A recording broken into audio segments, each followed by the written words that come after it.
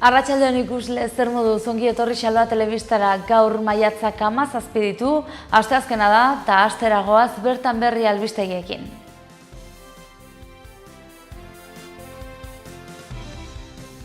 Nafarroako ubidearen lehenengo faseko obrak 2018ko ekainean amaituko dituztela aurreikusi dute.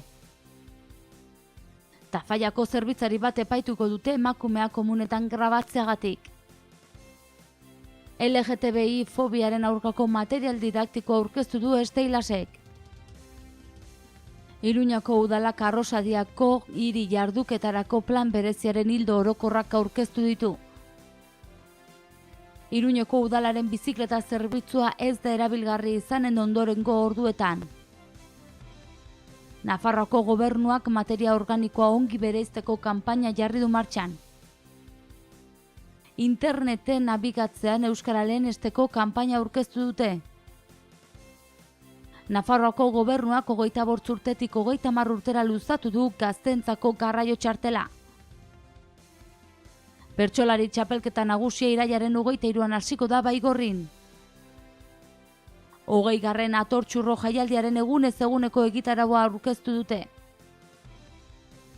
Nafarroako itzulia maiatzaren 26tik 28 izanen da.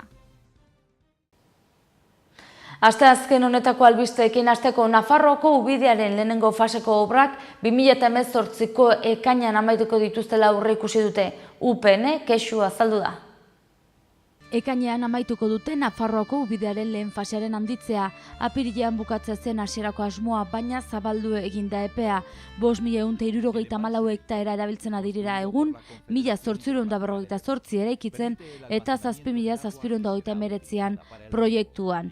Batzuk moldatzen ari dira, esaterako sesman lurraren ezaugarriengatik arazo badago eta lurraren egonkortasuna zalantzan jar daitekenez aldaketak egin dituzte eta Lerinen Usadiozko ureztatze gunetik pasa behar zen proiektua aldatu duten arte.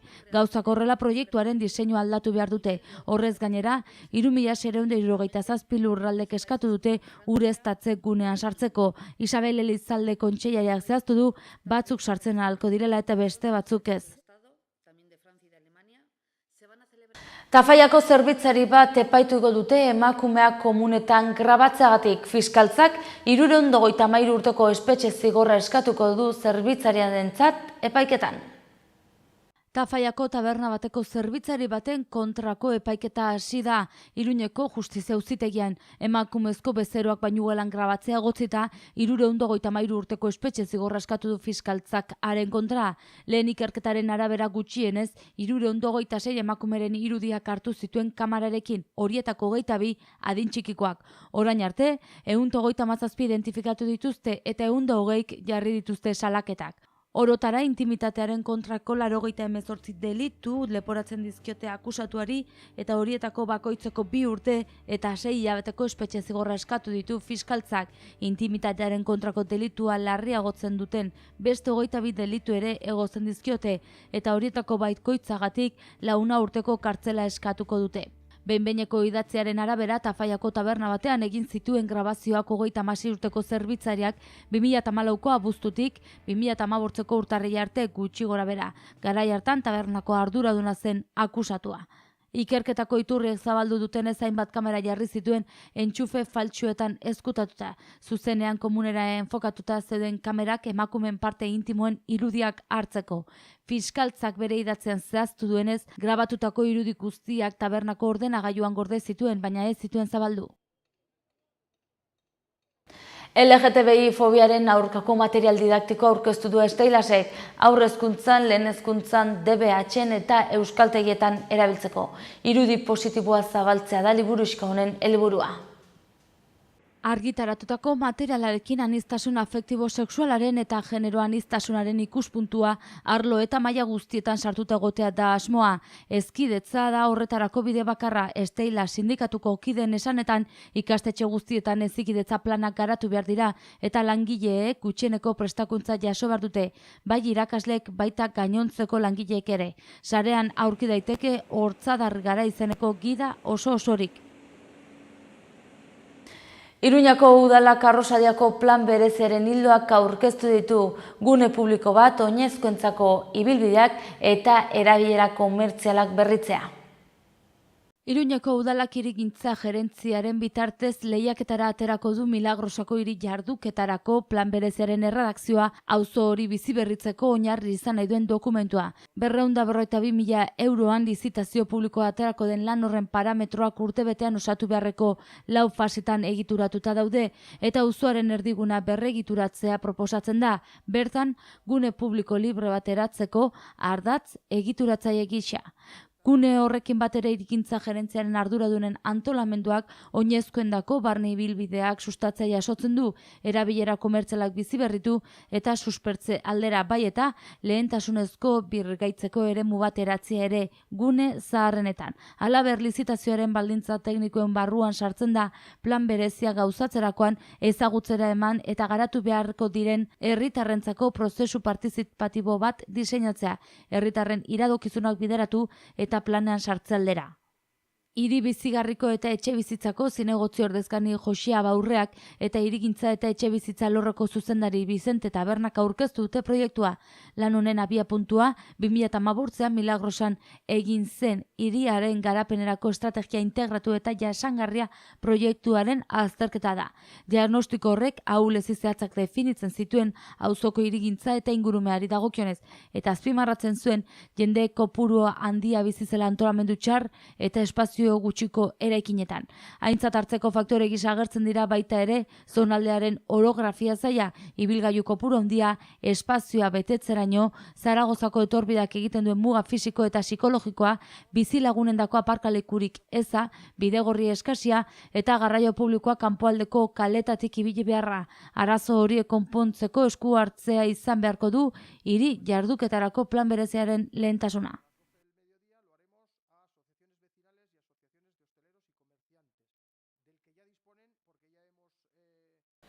Eta arrazoi teknikoak direla eta Iruñeko udalaren bizikleta zerbitzua ez da erabilgarri izanen datozen orduetan. Iruñeko udalaren bizikleta zerbitzua eten eginen da datozen orduetan, zerbitzua ez da erabilgarri izanen gaur, bihar eta etzi. Zerbitzua kudeatzen duen enpresa zerbitzari aldatzen ari da eta horretarako bizikleta horiek ezin izanen dira oraingoz erabili. 2007ko ekainan jarri zuen martxan Iruñeko udalak zerbitzua guztira 5 gunetan hartu eta utzi daitezke bizikleta horiek. Aurrera jarraituko dugu albisteekin. Nafarroako gobernuak materia organikoa ongi bereizteko kanpaina jarri du martxan. Organikoak, bai, 1000 esker kanpaina da gobernuak abian jarri duena. Ongarria eta energia izan daitezkelako bereizketa ongi egitea garrantzitsua dela nabarmendu dute. Kanpaina abiatu dute kontzientziazioa areagotzeko eta zaborra bilakatzeari utzi eta organikoa egin dezaten herritarrek. Eta euskara kontuak albiste orain, interneten nabigatzean euskara lehenesteko kanpaina aurkeztu dute. Euskara berez duena baino ahulagoa geri da sarean hori iraultzeko kanpaina bat hasi dute .eus fundazioak, Kodesintase, kontseiluak eta ikastolen elkarteak. Lortu nahi dute herritarrek gaioak euskaraz konfiguratzea eta webguneek euskara lehenestea. Panoramak ezkarria sumatu dute euskarazko konfigurazioari dagokionez. Egin dituzten neurketen arabera Euskal Herriko internauten 100% eskasek dute euskara nabigazio hizkuntza gisara. Azaldu dute gaioak erdaraz konfiguratuta egoten direla defektuz eta hori aldatu ezean euskara ikusezin egiten dela. Alegia, nahiz eta euskarazko webgune batean egon gaioa erderaz konfiguratuta badago, erdal kontsumitzaile gisa geri dira euskaldunak. Horrek, arriskua dakarrela ohartarazi dute. Euskaraz nabigatu ezean, webguneak garatzen dituztenak ez dute euskara kontuan hartuko eta beraz ez da euskarazko edukirik izango. Are gehiago, sakelekoen eta ordenagailuen sistemak ere ez dituzte euskaraz kaleratutuko. Interneten ere lehen hitza euskaraz kanpainaren asmoa hori da beraz, gailuak euskaraz konfiguratzea. Horretan laguntzeko hainbat tresna sortu dituzte, batetik plugin bat, hori instalatuta konfigurazioa euskaraz jarriko du. Bestetik aplikazio bat ere sortu dute Androiderako konfigurazioa alda dezan. Gainera, hainbat webgunetan txertatuko dute banner bat irakurleari adieraziko diona zein hizkuntzatan ari den nabigatzen. Erabiltzaileei ez ezik webguneen arduradunari ere egin diete dei euskararen euskararen aldeko pausuak eman ditzaten. Esplikatu dutenez, gaur egun erabiltzailearen navigazio hizkuntzaren araberakoa da webek eskaintzen duten edukia. Erdara bada navigazio hizkuntza, webguneak ere erdaraz eskaintzen du edukia. Hori aldatzeko eskatu dute. Euskara ager dadila lehenbizi, konfigurazio bat edo beste izan arren euskararen erabilera areagotzeko. Ikastolen elkarteak unitate didaktikoa sortu du, TBH-ko ikaslekin landuko dute, eta bi helburu ditu: batetik, interneten dituzten ohiturei buruz hausnarketa egitea eta euskara sustatzea, eta bestetik, ohitura horiek beren ingurura zabaltzea. Nafarroako gobernuak 25 urtetik 30 urtera luzatu du gazteentzako garraio txartela. Nafarroako gobernuak 25 urtetik 30 urtera luzatu du gazteentzako garraio txartela. Horrela, 100% deskontuak ematen ditu errepidezko hiriarteko garraio bidaia erregularren prezioan. Horrez gain aipatutako deskontua txartelaren prezio osoan aplikatuko da orain, eta ez gaur egun moduan. Nafarroako lurzorioari dagokion ibilbidaren kostuan bakarrik. Lehen gazte batek Zaragozara joateko txartel bat erosten bazuen 100% deskontua lortzen zuen Korteseraino, ibilbideak kostatzen zuen kostuan, eta Amaien eta Zaragoza arteko tartea osoa ordaintzen zuen Aragoien zegoelako. Gaur egun 100% deskontu hori ibilbidearen prezio osoan egingo da, hau da, jatorrizko herriaren eta Zaragozaren artean. Nabarmendu behar da gazteentzako garraio txartela 30 urtera arte luzatzearekin bigarren gazte planaren partaidetza prozesuan jasotzen den eskaeretako bati erantzungo zaiola, izan ere lurralde garapeneko ardatzari dagokion ekintza bat gisa jasotzen da. Txartel honen helburuak hauek dira: gazteen mugikortasuna erraztea, gazteek garraio publiko erabil dezaten sustatzea eta etorkizuneko gizartearen ohiturak aldatzea, garraio eredu jasangarriakoak erabil ditzaten. Deskontuak foru administrazioa titularra den errepide bidezko hiriarteko garraio zerbitzu erregularretan bakarrik aplikatzen dira. Hau da, garraio publikoko zerbitzu guztietan ez da deskonturik egiten. Gazteentzako garraio txartela 2008 urtean jarri zen martxan, eta Nafarroan erroldatuta dauden 14 eta 30 urte bitarteko gazteek eskura dezakete. Doan lortzen da, 3ubebikoitza navarra.es orrialdean eta garraio zerbitzuaren bulegoetan, Iruñeko Alondigakaleko lehenengo zenbakian. Bertsolari txapelketa nagusi irailaren 23an hasiko da Baigorrin. Txapelketa abenduaren 17an bukatuko da Beken, aurreko edizioetan bezalaxe, guztira 14 saio egin eta gero. Bertsolari txapelketa nagusi irailaren 23an hasiko da Baigorrin eta 14 saio egin eta gero abenduaren 17an amaituko da Barakaldon, Bilbao Exhibition Centerren bertsozale elkarteak iragarri duenez. 43 bertsolarik hartuko dute parte txapelketan, azken 2 urteotan egindako herrialdeetako txapelketetan txartela irabazitakoek eta orain dela 4 urteko finalistek. Aurkezpen ofiziala hurrengo irailaren 12an egingo dute. Eta 20. atortxurro jaialdirako egunez eguneko egitaragoa aurkeztu dute. Guztira 85 kontzertu izanen dira, uztailaren 27tik 30 lakuntzan. Atortxurro jaialdiaren egunez eguneko egitaragoa aurkeztu dute. 85 kontzertu eskainiko dira 4 egunetan zehar lakuntzan, uztailaren 27tik 30.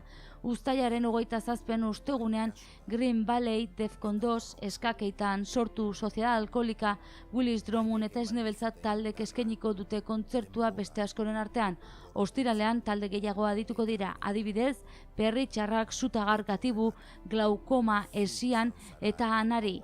Uztailaren 29an festak jarraituko du, Deskontrol, Bendeta, Kaotiko eta Zeamaiz taldeen kontzertuekin. Eta aurtengo edizio izteko punta-puntako emanaldiak antolatu dituzte, besteak beste, Kentzazpi, Kozategi, Enkore eta Untza. Bonua salgai daude oraindik webgunean 70 euro inguruko prezioan, baina elkartasun jaialdiko lehiatilan 80 euroko balio izanen dute. Egunez eguneko sarrerak ekainaren 6tik aurrera jarriko dira salgai, lehen eguneko kontzerturako sarrerak 30 euroan daude salgai, aurrez erosiz gero 40 euroan. Ostiral eta larunbatekoak 35 euro balioko dute, aurrez erosiz gero eta 45 euro bertan. Igandeko kontzertuak doakoak izango dira. Eta albisteekin bukatzeko, Nafarroako itzulia maiatzaren 26tik 28ra izanen da, guztira 443 kilometro eta 3 etapa. Kirol bat triatlon taldeak antolatu du 56. Nafarroako itzulia. Txirrindularitza afizionatuak direnentzat erreferente izatea da helburua. 20 taldea ariko dira, 160 txirrindulari, 453 kilometro osatuko dituzte eta 3 etapatan banatuko dira. Lehenengo etapa maiatzaren 26an izan da Lizarte-Lizarra, bigarren etapa hurrengo egunean maiatzaren 27an Lizarra Muskildako gaina, eta azkeneko etapa maiatzaren 28an Urdazubi-Iruña. Gaur maiatzak 17 goazen eguneko albisteen errepasoa egitera titularrekin.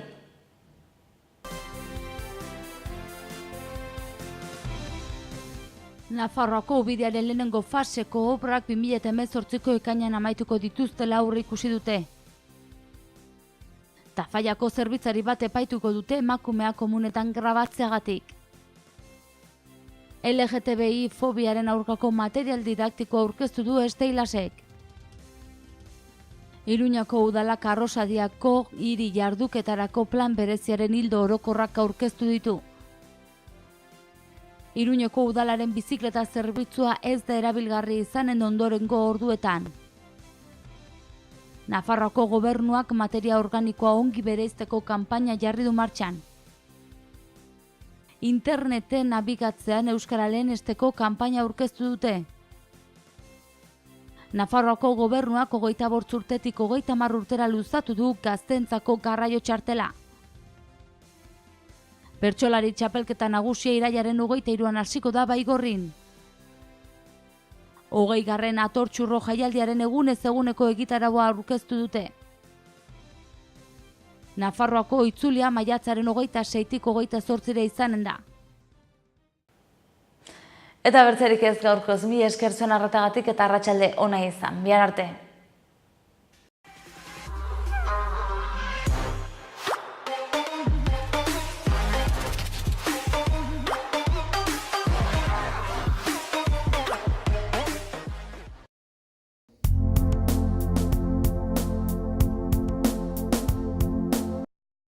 Errenta aitorpena. Hasi da aurrez aurre errenta aitorpena egiteko epea. Ekainaren 23 bitartean arretarako guneetan aurkez dezakezu ala aurrez hitzordua eskatuta Nafarroako Ogasuneko bulegoetan. Orain gainera, zeure ekarpenak zehazki nora joanen diren ikus dezakezu aurrekontua.nafarroa.eus gunean sartuta. Ekarpenez eraikitako etorkizuna.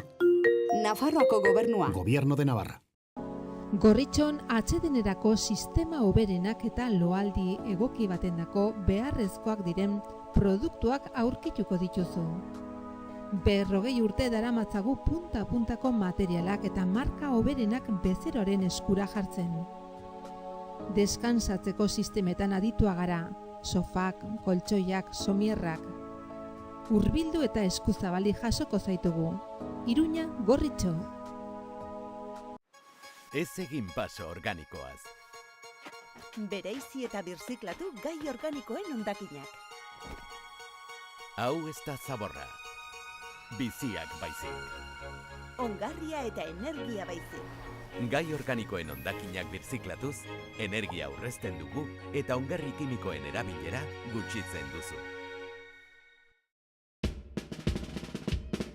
Gipuzkoako Tolosaldean, Leaburu herrian, inguru aldapatsu bezain politean kokatua dago Mahala baserria. Bertan ekoiztu eta elaboratzen dira hainbat esneki eta txerriki, hasi gazta eta jogurretatik eta txorizo eta urdaiazpiko onduetaraino. Baserritik bezeroaren ganaino zuzenean iristen dira produktuak, modu naturalean eginak dira. Beraz benetan, produktu osasuntsuak konsumitzeko aukera ematen du Mahalak. Eta goxo-goxoa gainera. Jan Baserritik. Gure lurreko larre gozotik, nator zuzenean. Zuretzat esneki bihurturik modu naturalenean.